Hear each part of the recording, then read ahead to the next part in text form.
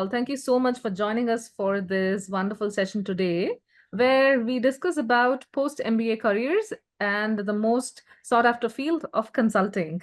It is a privilege and an honor to welcome Gaurav Bhosle. He's one of the most sought-after consulting career coaches globally.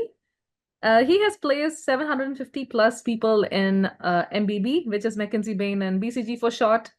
For those of you just embarking on your way towards consulting, and another 1,000 plus in all the other tier two consulting companies, with an amazing success rate of around 90%.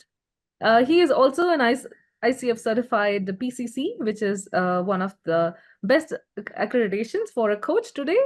And also, having been an ex-consultant with McKinsey, he is going to give you information which is from both from the ground level as well as like from what he has learned from everyone else. And most importantly, he also runs and mentors a boutique recruitment company. So without further ado, I would love to invite Gaurav to take this further and throw some more light on the lovely field of consulting. Over to you, Gaurav. Thanks, Kritika. Thanks for having me, and thanks everyone for showing up. I think next 1 hour is going to be pretty interesting. I wish if we could have had this kind of session 15 years back, Kritika, because I was in almost same shoes, trying to get into MBA, international MBA, plus contemplating whether consulting is for me or not, with a very, very high level information on what consulting is. So really happy to shed some light in terms of what consulting is, what's the career all about, what you should be doing to break into consulting, and also kind of answering all the questions that you have. So I have a presentation that I have created so that our discussion is anchored. Just a minute.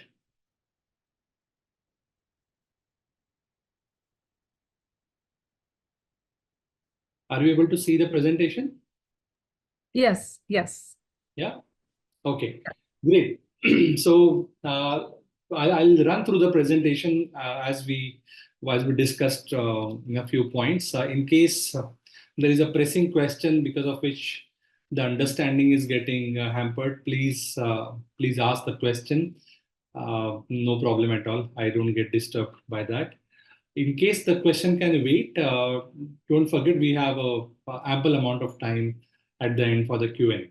Okay, but a little bit of interaction is okay with me. Yeah.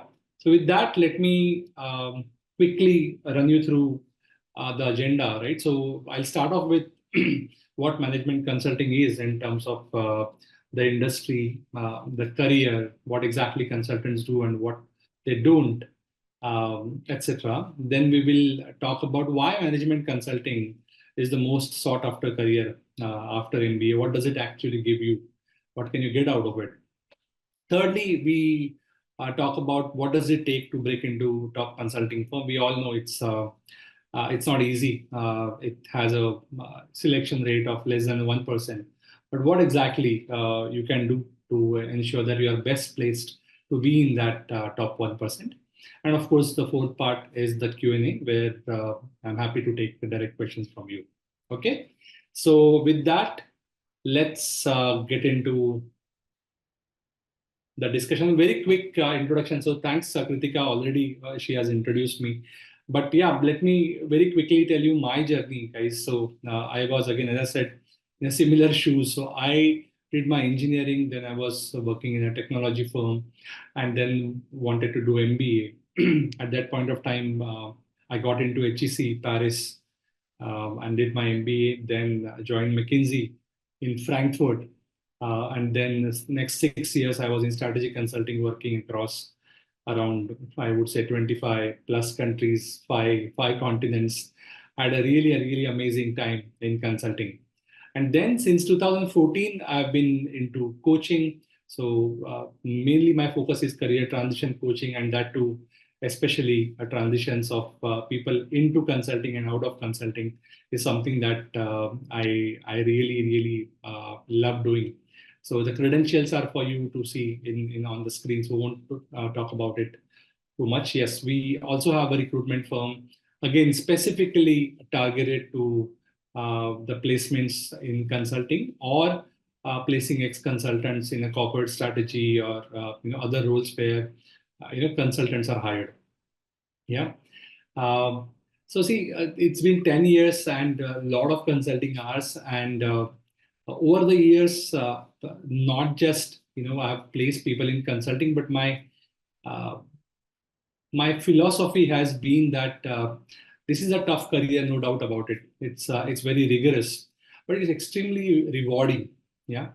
So when someone is trying to get into this career, it's not enough to look at it just from the perspective of cracking it. Yeah. So especially in a lot of geographies, there's this trend of let me crack the interview. Yeah. So we do it for IIT preparation, we do it for medical preparation, we do it for UPSC preparation. It's about let me just get over that. Yeah.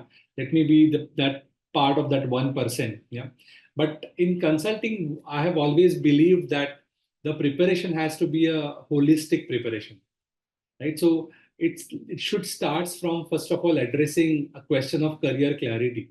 Yeah, are you even sure that you want to get into consulting? Because I've seen as a consultant when I used to manage teams, so a lot of people from Harvard and INSEAD and IIMs, I've seen them literally crying in the first project, thinking about this is not the career that I wanted, or this is not what I wanted out of consulting. Yeah. Secondly, the other end. So you do a lot of rigorous preparation. You get into McKinsey, BCG, Bain, and all of them have up or out culture. So if you don't perform, you get kicked out. Yeah. So what's the point in putting it so much just to get out after 1 year or so, right? So the preparation should be in such a way that you are very clear about why you are getting into consulting, right? You are preparing not just for the interview, but also really inculcating those consulting skills, the problem solving, the top down communication, the logical bent of mind, right? So all these things I feel should be ingrained in a consulting preparation, and that's the mantra, that's the strategy that I have been doing, and that's why a very high success rate that you see over here. Yeah, and that's what we deliver on our platform called Being Consultant. Yeah, so we have a very short clip to introduce Being Consultant, and we'll get into the consulting domain and career discussion very quickly. Yeah, watch this clip. Hope you'll like it.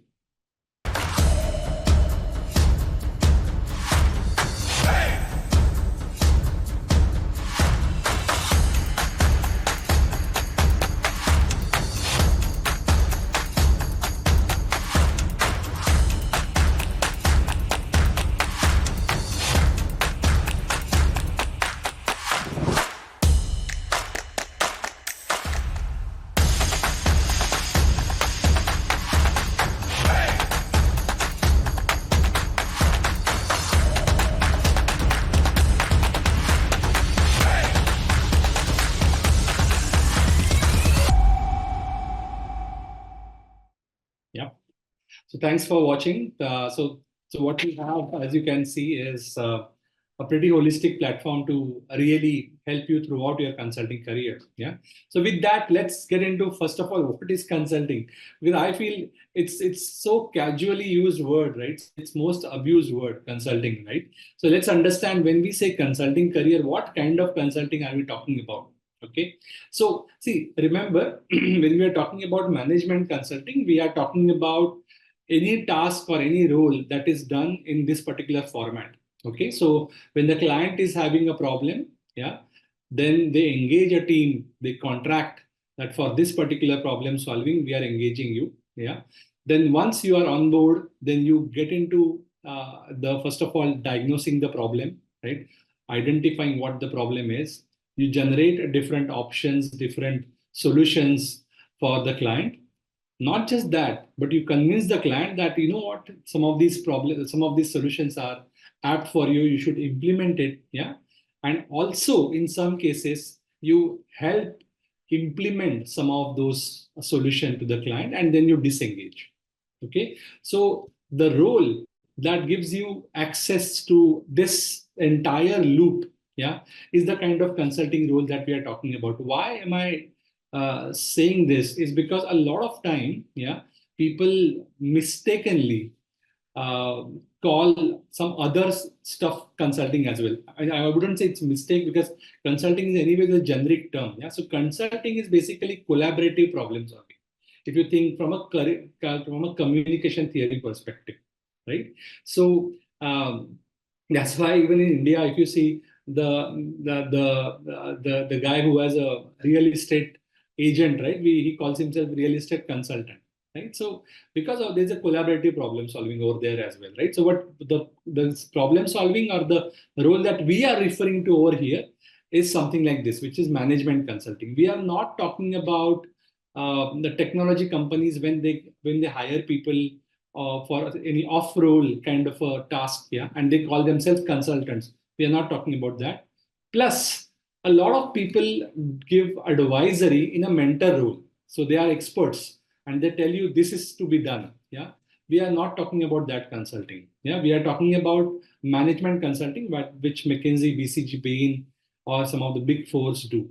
So let's be very sure in terms of what's the kind of consulting we are talking about throughout the this particular presentation. Okay, so just to give you some examples, right? So these are some of my projects, in fact, right? So in 2008-9, an Italian bank had hired us after Lehman Brothers crisis to turn around the situation. They were really in bad shape. Most of the banks were in bad shape after Lehman Brothers, and we as a McKinsey, we turned around and saved the bank from bankruptcy. So that's one of the type of work, right? So turnaround, right? Secondly, I was fortunate to work with one of the prime minister of a European country as the country was trying to attract investments. So the issue was they were not able to attract investment from Asian and the fast growing economies, right? So that's the problem that we solved. Coming to some of the Indian projects, yeah, because some of these are European earlier. So Indian project is now one of the Navratna company. We helped them with growth strategy. So they were stagnant for a lot of years and they were not able to find out, how they can grow, right? So we helped them with growth strategy. The fourth one, a very famous guy, I purposely kept only half the photo, but you know who this guy is, right? So a broadcasting company struggling with profitability. So they hired us to identify how we can actually improve our profitability. So be it growth, investment, turnaround, profitability. Sometimes it can be M&A. Sometimes it can be pricing strategy, right? So all this kind of strategic work, yeah, we do in consulting as a profession. Okay, so if you think about any consulting company, right, generally if you see the entire industry, yeah, you can cut it in multiple ways, but one of the most famous way of segmenting this industry is using these four segments. Okay, so pure play management consultants like McKinsey, BCG, Bain, we are talking about, which typically do vision, strategy, M&A kind of work, right? Then the big fours, which is KPMG, EY, PwC, their management consulting arms. Okay, I'm not talking about audit and tax work. We are talking about management consulting arm of big fours. Third is specialized players. So all the above players are metric structure. So they cater to all industries, all functions. But there are firms which only cater to specific industry or specific function. Yeah, these are the specialized firms. And fourth, which is the newest category in this, which is the technology consulting companies, right? Be it IBM, Accentures of the world. Okay, so I'll not go through the career pros and cons. If you want, you can just take a screenshot of this and read it afterwards. So every type of firm entering that, working into that has, of course, pros and cons. So we can sometimes go into the details, not for today. However, understand the structure. Okay, the in consulting industry is structured like this. Okay, now coming to the consulting companies, yeah. So generally, most of the consulting companies are metric structured. So if you see, let's say McKinsey or Kearney or let's say EY Parthenon, right? They will have teams called strategy team, org team, finance team. Yeah.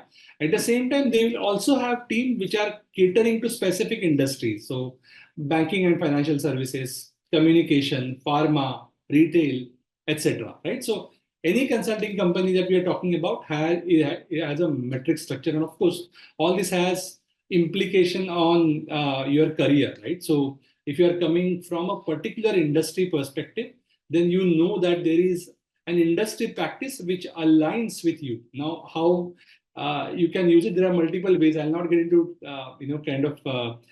details of this, but generally, let's say for example, if you are coming from high tech, yeah, and out of MBA you want to get into, let's say, McKinsey, yeah. So the practice that you should typically approach, or a partner or a principal that you should approach for networking, would be a high tech partner, because he's a person that who will be able to understand your value proposition, can refer you, right, and you can get into the interview process, right. However, having said that, if you see the typical consulting career path, yeah, do know that for the first 4 years, or till you become consultant, senior consultant, or till you become manager, most of the consulting companies encourage you to work on different industries and different functions, so that you become a very good problem solver. The basic consulting toolkit, the robust problem solving, very good communication, right? All the Excel, PPT, and all the tools, etc. Right? You should be able to master it. And generally, as we all know, you would learn more, yeah, if you are thrown in a difficult or unknown space, right? If you come from technology, or if you come from pharma pre-MBA and post-MBA also, you keep on doing pharma projects only, then slowly but surely your first principle thinking would not develop. Yeah, you will take decision based on domain knowledge and not structured thinking. Yeah, as a result of that, or because consulting knows that, first 4 years, typically we are encouraged to work on different industries, different functions. Of course, slowly as you become manager, senior manager, partner, etc., you slowly have to specialize, right? As you start taking control of one project, then multiple project, then you own a client, then you own multiple client and own a practice. As you grow, in consulting, slowly, automatically you actually specialize. Yeah, but first few years you are supposed to be, or you are ideally should be, a generalist. Okay. Okay, cool. So that's about consulting. Some people, I think, had have kind of questions about the salary bands. So the salary bands are variable, but generally, I think most of you would go to US colleges. So for in US, at an MBA level, you enter as a consultant, and the salary typically starts at around $200,000. Yeah. Okay. So why MBAs choose management consulting? So see, I feel like management consulting is one of the career path, or one of the career, right, which people can use the most flexibly. Yeah. So there are people who want to be in consulting for just couple of years. Yeah. Use it as an accelerator, and then go back to industry, and really kind of do well. There are people who want to switch industries. So before MBA, for example, me, before MBA, I was in technology, right? And I wanted to change my industry, and I could do that using MBA, right? And of course, there are people who want to be consulting lifers. They want to grow, and they want to become partners, senior partners, etc. So they love advisory, and they would like to be, or continue to be, an advisor. Yeah, so consulting actually, and that's why consulting is called, the extended MBA, because even after joining consulting after MBA, your career options don't get reduced. In fact, they increase. Okay, but hardcore, if you really think from a work perspective, what consulting can give you, right? First of all, C-suite exposure, right? So that prime minister project that I was talking about, I was actually working with the prime minister team when I was 26 years old. Yeah, which other career can give you that kind of an exposure? Right. So very early C-suite exposure you get. Yeah. Global career prospect, consulting is by default a global career. Yeah, you travel a lot. You because of the project trainings, etc. you get a huge global exposure, impactful work. There's no doubt about it. So generally, consultants are hired when the problems are big, problems are complex. As a result, when you are accomplished or when you are done with that problem, the impacts are quite huge. And of course, as we know, it's a very, very accelerated career growth path. I wouldn't, you don't quote me on this, but generally people say that, X number of years in consulting is equal to 2X number of years in industry. Yeah. That's how, the fast growth is if you are in consulting, right? So a lot of good, uh, advantages of being in consulting. Of course, another thing which I haven't put it on the slide is money, right? So money is not bad. As we discussed, the earlier salary, the startup salary is 200,000, and it goes and grows pretty fast after that. So money is also not bad. Yeah.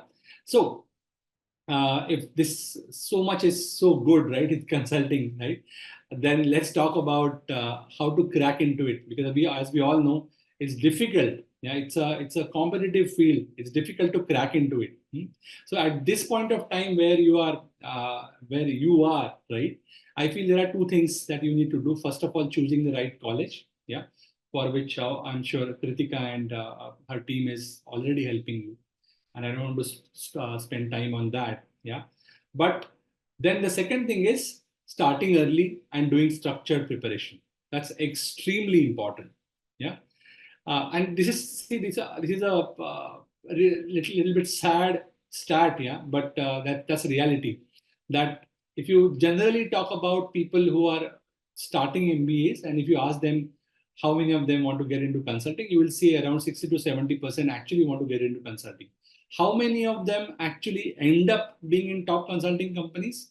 Around 2%. Yeah, because it's a very competitive industry. It's a the interview process, the recruitment process is extremely challenging with only 1% selection rate. Yeah, just to give you a little bit idea of the interview process. Generally, if you think about it, it has around, let's say, 3 steps, right? So they start off by reviewing your CV and cover letter, your credentials, where they want to get convinced that you are that high performer. You actually have in the past set and achieved challenging goals. Okay, that's the first part, was first screening criteria. Then lately, if you see last few years, consulting companies have also started taking some kind of tests. So the tests can be written cases, it can be psychometrics, it can be tests like GMAT. So various companies have various models, but generally, again, the intention is to screen candidates which are not that great or non-performer in the test. Once that is done, then the major part comes, which is the case interviews or interviews, yeah, in which you are given, so around 3 to 4 fit interviews or case interviews happens, yeah, and most of the interviews are up or out, in the sense if you don't do well in the interview, you're out of the process. Okay, and typical interview, if you think about it, typical interview has two elements: fit interview and case interview. So it's a 1 hour interview in which the first 10 to 20 minutes are spent testing your fitment to consulting through asking some of the questions, asking questions from your CV, asking your motivation in terms of why you want to get into consulting, why this particular firm. Yeah. Also, sometimes asking an instance. For example, some of the one of the consulting skill is convincing. Yeah. So I asked that trait in a with a kind of forming a question like, tell me an instance when you have demonstrated your convincing skills, when you convince someone senior. Yeah. So those kind of questions are asked to start in the start of the interview. And then comes the case part. Yeah. Where you are asked a business problem and you are supposed to solve it in 30 to 40 minutes. Okay. So for example, I've just given you some example. Your client is an automobile company, and for last 3 quarters, the profitability is going out. Yeah. I diagnose what's the problem. Why? Or a pharma company interested in launching a drug, and they are asking you whether this market entry or product launch is a good idea. Yeah. So something like this, yeah, would come up in every interview, and like that, you need to crack, I would say, interviews minimum 4. Sometimes it can be more than 4 as well. Yeah. So that's the interview process. That's the rigor that is expected if you are facing this particular interview process. Hmm?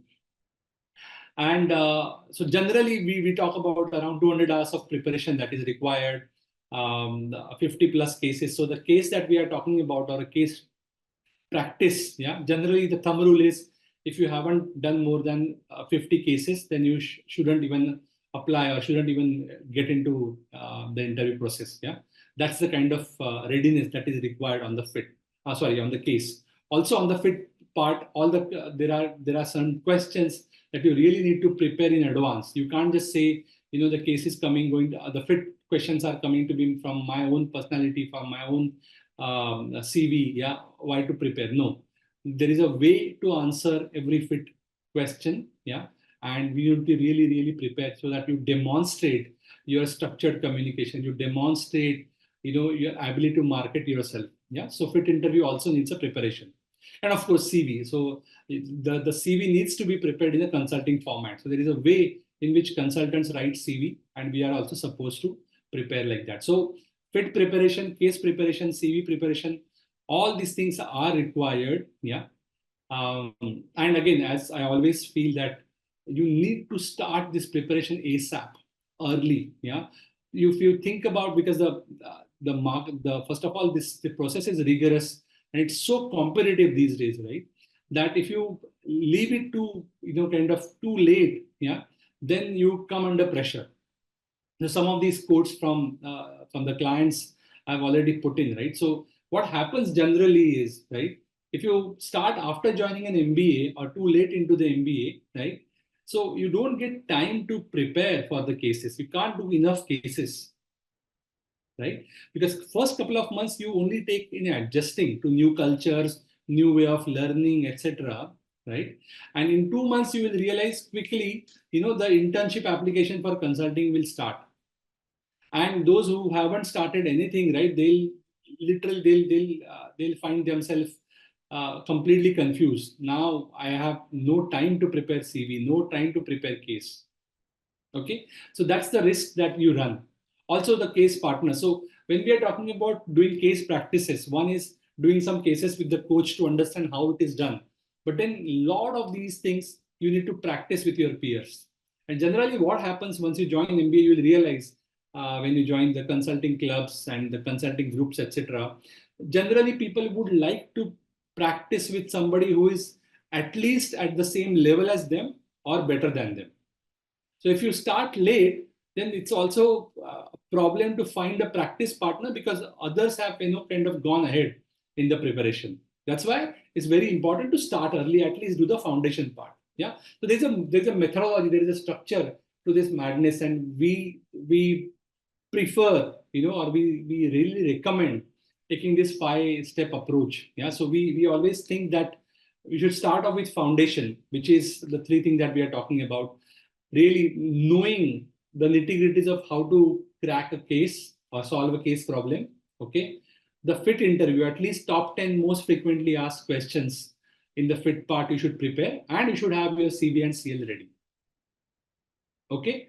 And then you open two separate parallel threads. Once you are ready with the foundation, then one side, you start networking. You start meeting, the current consultant, alum from your MBAs who are already in consulting, trying to understand, how does it work? Can they help you get referral, etc., etc. Yeah. And parallelly, you start practicing with your peers. Yeah. A lot of people do a mistake of starting networking too early. Huh? So if you are networking, yeah, then don't expect that the networking call or networking meeting, right, would be just chit chat. In the networking meeting or networking call itself, sometimes some partners, some principals have a tendency to ask very tough questions. Just last week, one of my candidate from Netherlands, she's applying to Amsterdam office of BCG. She was having a networking coffee chat with a principal, and they spoke for 10 minutes, and after 10 minutes, suddenly the principal asked her that, now that we are in this cafe for 10 minutes, can you quickly estimate how much would be the monthly revenue of this cafe? So a guesstimate case in the networking conversation itself. So when you go to networking completely cold, then there's a risk of burning that particular contact. So I always say networking, you should start only when your foundation is done. So anyways, so recap, you do foundation, then parallelly networking and practice. And of course, when you start getting interview calls, then you will do the final polishing. Yeah, and I strongly believe that once you get an offer, the preparation doesn't start or shouldn't stop. You should also prepare to do well in first year of consulting, which is the fifth part that we are talking about. And of course, as the slide talks about, we have offerings, we have support for you throughout this process, right from getting your foundation done till ensuring that you are super successful in this journey. And one advantage that, guys, I think it doesn't I mean, it's not a rocket science, but you can do it yourself as well without any help. But of course, that means that 200 hours of preparation, and the success probability is low. But with some expert support, obviously, yeah, your investment of time literally becomes half, and the probability of getting into consulting increases. Yeah. So I highly recommend that you should consider this particular option. Yeah, thanks so much, Gaurav. You literally like showed us like what it takes. And for a moment, I was just thinking about how deep of a planning is needed, in order to get in. And what we don't realize about how some of the people always keep working towards this, So that was a really good eye opener for us. I had a couple questions, and there are a couple questions in the chat as well, which I will Mhm. relay at the Sure. moment. So this is from one of our participants here. They ask, to succeed in consulting, do you need to build a high level knowledge of all the industries? For example, I've been working in tech and have no understanding of any other industry. How would I help, let's say, a pharma company with growth strategy? Okay, that's a very good question. And see, first of all, understand that consulting is a generalist profession. Okay. I also came from technology industry because, in fact, I was a software engineer with Infosys. Yeah. And what do you think, right? The 16 months of MBA, and I became eligible to advise Prime Minister and pharma companies and telecom companies. See, what you need to understand is what is consultant's value proposition. Consultant value proposition is problem solving. Okay, the client generally, yeah, at a CXO level, at least my experience was at that point of time, clients are almost double your age, yeah, and 20, 30 years of knowledge of their industry. We are not going to tell them something from how that operation needs to be done differently, because they know the industry knowledge much better than you. But what you can tell them, right, is basically how they are missing some of the points. Remember that when you are close to the fire, it's very difficult to find out, kind of mistakes in your own work because you are so much into it. Consultants are fundamentally problem solvers. They can see the picture from 30,000 feet view, right? They can put those problem elements together in an extremely structured fashion and surface insights. Okay, so that is what consultants do. One. Second is process. Yeah, consulting is also a process. Yeah, so you add that analytical rigor, you add that competitive intelligence, you add that internal capability audit. All these things you bring it together, yeah, so that the be it growth strategy, be it the M&A decision, investment decisions, yeah, can be taken by the client in a in a much more data backed and logical manner, right? So that is what you need to master. You don't need to be domain expert on in all the industry. When you are supposed to be domain expert, at that point of time, you would have anyways done specialization. So once you become manager, senior manager, then you are supposed to get more and more domain knowledge and ensure that you are not just engaging client on problem solving, but also some of the domain expertise. Okay, but that is something which is a natural process. To again answer your question, it's not that you need to be a domain expert to start in consulting. Absolutely not.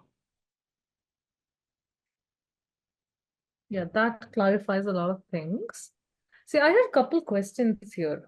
See, especially consulting jobs had received a lot of flack in the last, I would say, 1 year, no? Especially with McKinsey, Yeah. BCG laying off so many people and all that. Uh, you having been in the space for a long time, what is your take on that? Sure. So see, consulting ultimately is an advisory business, yeah, and advisory business is a can in a balance sheet language or financial language we call it discretionary expense.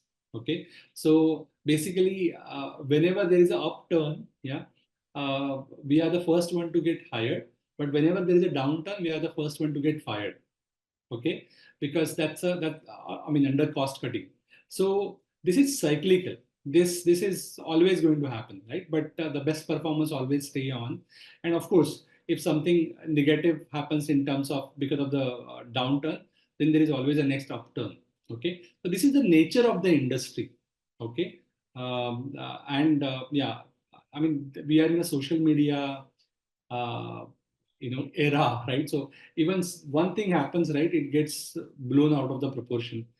No doubt that last 1 year or so consulting as an industry is kind of in a low patch.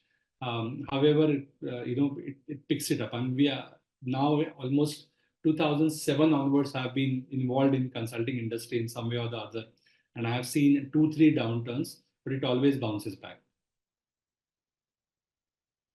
I think that's good to hear for people who will be joining in the next year. I mean, applying now and then joining in the next year. See, one of the things that we tell people, especially when we work with them, is to pay keen attention to the employment statistics of the schools and also the facilities that they tell Absolutely. you about the various different career outcomes, right? And how the school is helping them. Can you also talk about a little bit about how the business school would also help someone prep for consulting? So there are clearly consulting consulting role driven business schools, and there are certain companies or certain B schools which are not as much. Yeah. So for example, it's an open secret that in Europe, INSEAD is the school that sends most number of people to consulting. If you see a percentage of the batch or IESC, similarly in the US, you will generally see people from let's say Harvard or Stanford. Yeah, Garden, yeah. much more than let's say Kellogg's, which is considered marketing, right? Similarly, in Europe, if you see London Business School, then generally you associate that with finance role. HEC, you associate that with industry roles. Yeah. So there is some kind of very gross level, you can say, they have emerged as top consulting schools. But I came from HEC and I got into consulting, and from our batch, 12 people got into it. So it's not that you can't get through some other school into consulting one. However, there is support system is there almost in all the major business schools. Yeah, so all of them have consulting clubs, which is a student-driven body. So all the students which are consulting aspirants, yeah, they come together. They have a lot of resources that they collect. They practice with each other. They sometimes call people like me to take sessions. That's one. Secondly, most of the career development departments in these schools, they also have dedicated managers, especially for investment banking and management consulting. Yeah, so that also sometimes showcases their seriousness about these industries and these careers, right? So and at a college level as well, they have tie-ups with different platforms to help you out. They a lot of career departments also help you in kind of arrange certain drives. So I remember when I was at HEC, we had visited Paris office of BCG. We had visited Paris office of Kearney, right? So those kind of industry visits, etc. That also happens through the colleges. Yeah, but don't forget, uh, especially in international MBAs, right? Um, you need to take the ownership. Yeah, especially in India, South Korea, and Japan. I think there are three countries where I have seen that um, we have a culture of spoon feeding the job or having job on the platter. We have the placement day and placement week culture. But now that you are going abroad, you should know that most of the universities, the placements are not like that. Yeah. So you need to network, be it consulting or be it for industry as well. You need to go out, you need to do network, you need to understand what is good for me, right? And generate some of these interviews. And that is good as well, because from a composition perspective, though now with ISB in India, things are changing. But generally, if you see in Indian MBAs, they were people who had zero experience or only 1 year of experience. But in India, we believe education after education after education. So engineering, then direct MBA.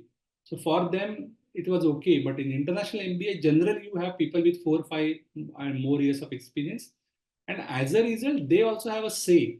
They also want to check whether this career is for them. I very loosely I give example of arranged marriage and love marriage. Yeah, so don't get offended. But generally in international uh, MBAs, it is more of a love marriage kind of a setting, and in Indian MBAs it is arranged marriage. Yeah, so that's a difference that you should also keep in mind. Well, that was a new analogy, I should say, an interesting analogy. Yeah. So, so Gaurav, from what I'm hearing you say, it's giving me this insight that while it is definitely possible for someone to use all the resources and everything available, maybe what they may not have in business school is time, right? And that's where like starting early and preparing ahead of time for this consulting industry truly sets you up for success.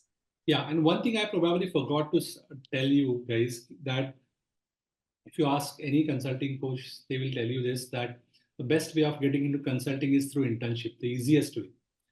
Because internship interviews are much easier. So rather than 4 interviews, they generally have around 2 interviews and you get internship.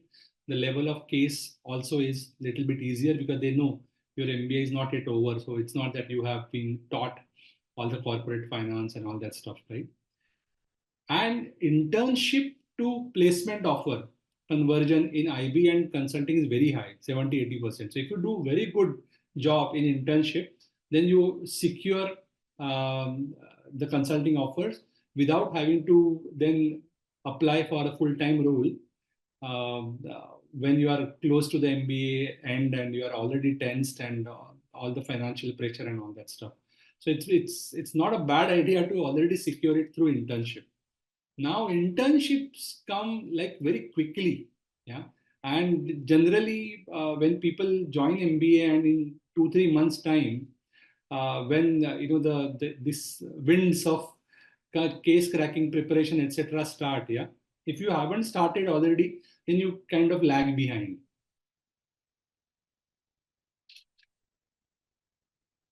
That's the Got reason it. That makes preparing early. And I feel, anyways, case interview now preparation is it's a no regret move, even if you don't end up joining consulting, because um, Mhm. case interview preparation are there for private equity interviews.